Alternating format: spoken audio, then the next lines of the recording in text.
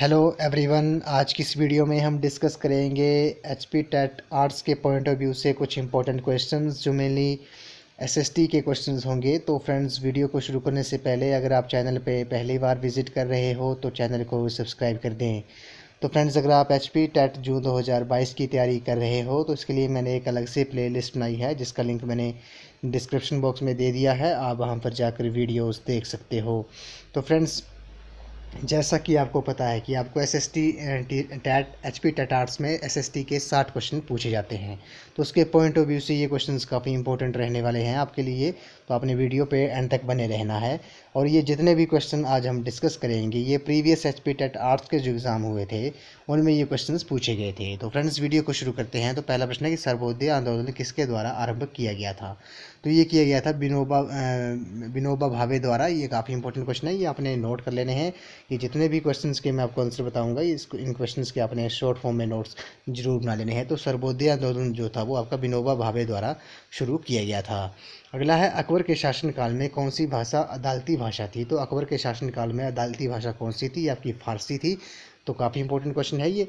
अगला है मंगल पांडे किसके सिपाही थे। तो मंगल पांडे जो थे वो आपको पता होगा उनका संबंध जो था वो उत्तर प्रदेश से बिलोंग करते थे। तो वो किसके सिपाही थे। तो मंगल पांडे जो थे वो 34वीं बंगाल नेटिव इन्फेंट्री के सिपाही थे।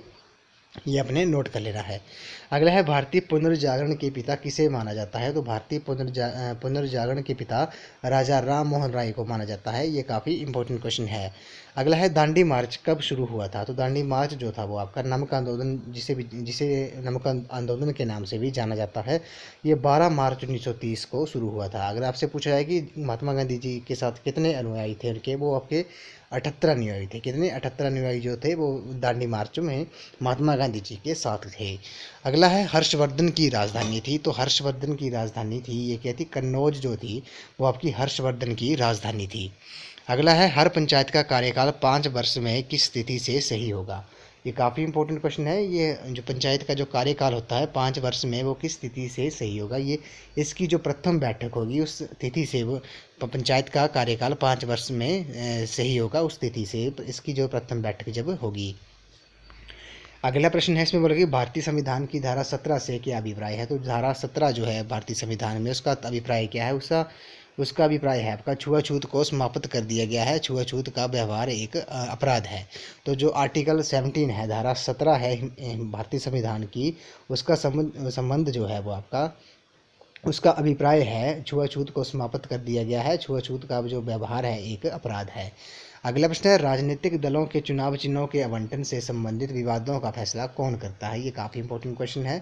तो ये करता है चुनाव आयोग जो है। इस प्रश्न का करेक्ट आंसर हो जाएगा राजनीतिक दलों के चुनाव चिन्हों के आवंटन से संबंधित विवादों का फैसला चुनाव आयोग करता है। अगला है ये फैसला कौन करता है कि एक बिल मनी बिल है या नहीं है।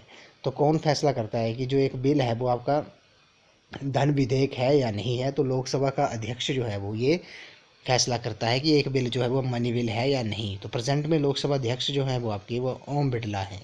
कौन, ओम बिरला जो है वो आपके प्रेजेंट में लोकसभा के अध्यक्ष हैं। अगला है सर्वोच्च न्यायालय में नियुक्त प्रथम महिला न्यायाधीश कौन थी। ये काफ़ी इंपॉर्टेंट क्वेश्चन है। तो सर्वोच्च न्यायालय में नियुक्त प्रथम महिला न्यायाधीश कौन थी, आपकी एम फातिमा बीवी थी। ऑप्शन एम फातिमा बीवी जो थी वो आपकी सर्वोच्च न्यायालय में नियुक्त प्रथम महिला न्यायाधीश थी।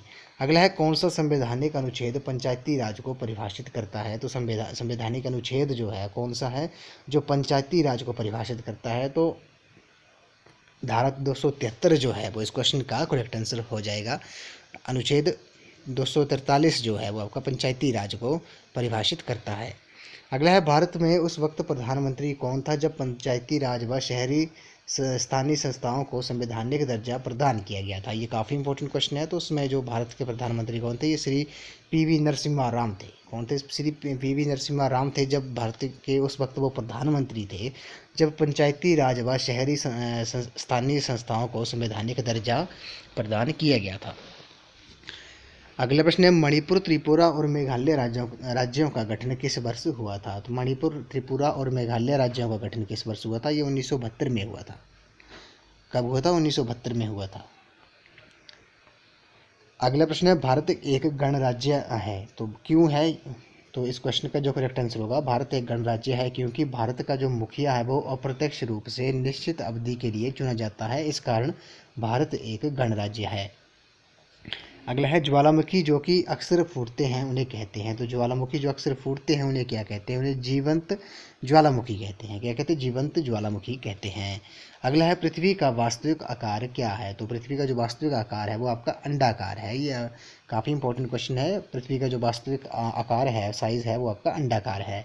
अगला है देशांतर में समय का अंतर में देशांतर में समय का अंतर में कितना है? तो ये आपका 4 मिनट है। कितना है? 4 मिनट है। देशांतर में समय का जो अंतर है वो 4 मिनट का है। अगला है भूपटल पर कौन सा तत्व सबसे अधिक पाया जाता है? तो भूपटल पर सबसे अधिक तत्व कौन सा पाया जाता है? ये ऑक्सीजन जो है इस क्वेश्चन का करेक्ट आंसर है। नेक्स्ट क्वेश्चन है कंचनजंगा चोटी कहाँ पर है? तो कंचनजंगा चोटी जो है वो आपकी हिमाद्री पर है। कहाँ है? हिमाद्री पर है। अगला है नर्मदा और ताप्ती किस तरफ बहती हैं? तो जो नर्मदा और ताप्ती नदियाँ हैं वो आपकी पश्चिम की ओर बहती हैं। पश्चिम की ओर बहती हैं ये नदियाँ। अगला है भारत के में गंगा के मैदान किसके बीच स्थित है? तो भारत में गंगा के मैदान जो है वो आपके उपद्वीपीय पठार और हिमालय के बीच स्थित है। अगला प्रश्न है भारत में कौन सा राज्य सबसे अधिक वन क्षेत्र से ढका हुआ है? तो भारत का कौन सा राज्य है जो सबसे अधिक फॉरेस्ट एरिया से ढका हुआ है? तो मध्य प्रदेश जो है इस क्वेश्चन का करेक्ट आंसर है। और इसकी जो कैपिटल है वो आपकी भोपाल है, मध्य प्रदेश की। अगला है भारत के किस संघीय क्षेत्र में सबसे अधिक जनसंख्या प्रति वर्ग किलोमीटर मौजूद है? तो भारत के किस संघीय क्षेत्र यानी कि यूटी में सबसे अधिक जनसंख्या प्रति वर्ग किलोमीटर मौजूद है? जनसंख्या घनत्व जो है, डेंसिटी जो है सबसे ज़्यादा वो आपकी दिल्ली है। इस क्वेश्चन का करेक्ट आंसर दिल्ली होगा। अगला है सलाल परियोजना किस नदी पर स्थित है? तो सलाल परियोजना जो है वो आपकी चेनाब नदी के ऊपर स्थित है। अगला है अर्थशास्त्र के पिता कौन है? तो अर्थशास्त्र के जो पिता हैं वो आपके एडम स्मिथ हैं। काफ़ी इंपॉर्टेंट क्वेश्चन है ये। नेक्स्ट क्वेश्चन है मक्का, धान, तिल और गेहूं में कौन सी खरीफ की फसल नहीं है? तो गेहूं जो है वो आपकी खरीफ की फसल नहीं है। ऑप्शन नंबर डी इस क्वेश्चन का करेक्ट आंसर हो जाएगा। मक्का, धान, तिल और गेहूं में से गेहूं जो है वो आपकी खरीफ की फसल नहीं है। अगला है NSSO क्या है?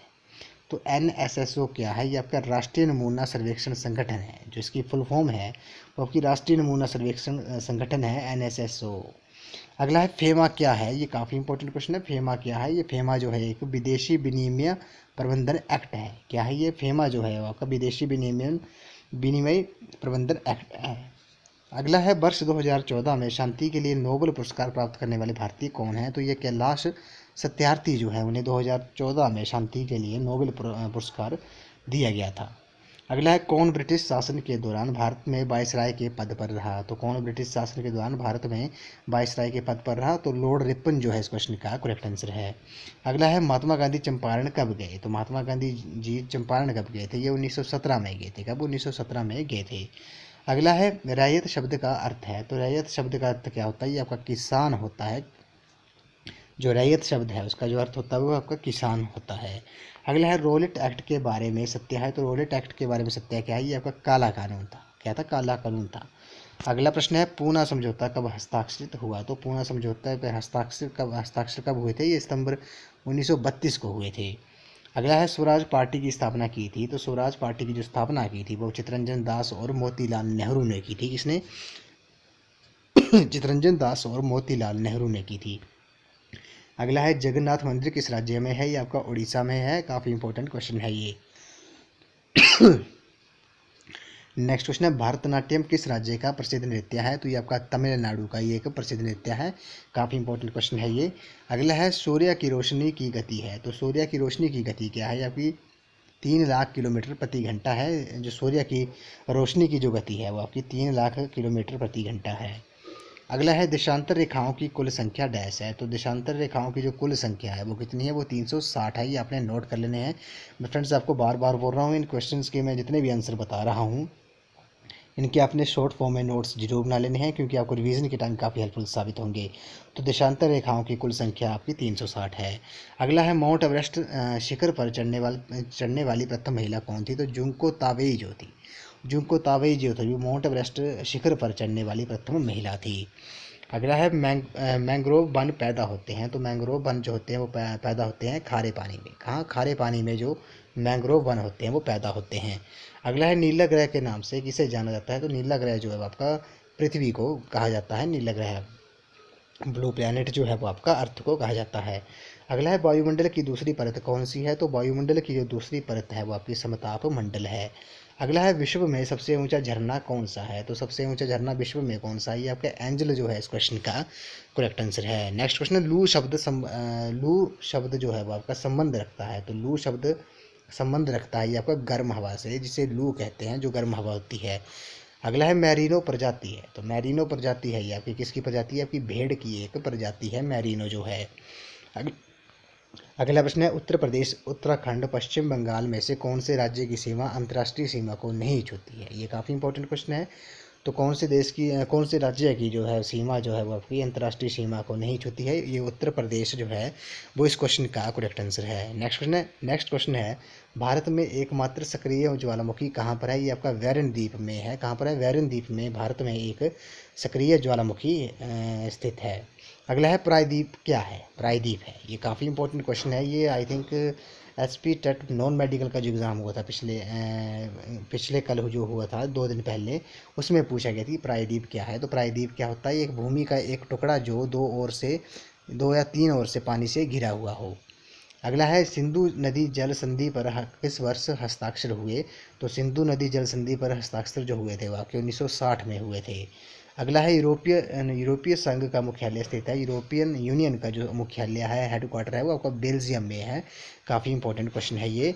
अगला है अनुच्छेद 15 में कौन से मौलिक अधिकार का वर्णन करता है। अनुच्छेद 15 जो है वो आपका सामाजिक समानता और सार्वजनिक स्थानों तक समान पहुँच, क्या है ये जो अनुच्छेद 15 है उसमें वो कौन से मौलिक अधिकार का वर्णन करता है, ये करता है सामाजिक समानता और सार्वजनिक स्थानों तक समान पहुँच। अगला है भारत, श्रीलंका, पाकिस्तान, नेपाल में से कौन सा देश मानव विकास सूचकांक में प्रथम है, तो श्रीलंका जो है इस क्वेश्चन का करेक्ट आंसर है। नेक्स्ट क्वेश्चन है सार्वजनिक क्षेत्र मुख्यतः निर्देशित होता है, तो सार्वजनिक क्षेत्र जो है वो मुख्यतः निर्देशित होता है, ये आपका लोक कल्याण जो होगा इस क्वेश्चन का करेक्ट आंसर है। ये ऊपर जो क्वेश्चन डिस्कस किया फ्रेंड्स हमने, भारत, श्रीलंका, पाकिस्तान, नेपाल में कौन सा देश मानव विकास सूचकांक में प्रथम है, ये श्रीलंका जो था। ये प्रीवियस पेपर थे, तो ये पता नहीं आई थिंक 2013 या 14 का एग्ज़ाम होगा ये, उसमें ये क्वेश्चन पूछे गए थे। तो उस टाइम जो था वो श्रीलंका जो था वो मानव विकास सूचकांक में प्रथम स्थान पर था। अगला प्रश्न है सार्वजनिक क्षेत्र मुख्यतः निर्देशित होता है, तो ये होता है आपका लोक कल्याण। अगला है घरेलू अर्थव्यवस्था को विश्व अर्थव्यवस्था से जोड़ना क्या कहलाता है, ये काफ़ी इंपॉर्टेंट क्वेश्चन है। घरेलू अर्थव्यवस्था को विश्व अर्थव्यवस्था से जोड़ना क्या कहलाता है, उसे वैश्वीकरण कहते हैं। अगला है एमआरपी का अर्थ क्या होता है, तो एमआरपी का जो अर्थ होता है वो होता है आपका अधिकतम खुदरा मूल्य। काफ़ी इंपॉर्टेंट क्वेश्चन है। अगला प्रश्न है सूखा आपदा से निपटने के लिए नोडल मंत्रालय कौन सा है, ये काफ़ी इंपॉर्टेंट क्वेश्चन है। तो सूखा आपदा से निपटने के लिए नोडल मंत्रालय कौन सा है, ये आपका कृषि मंत्रालय जो है वो आपका नोडल मंत्रालय है।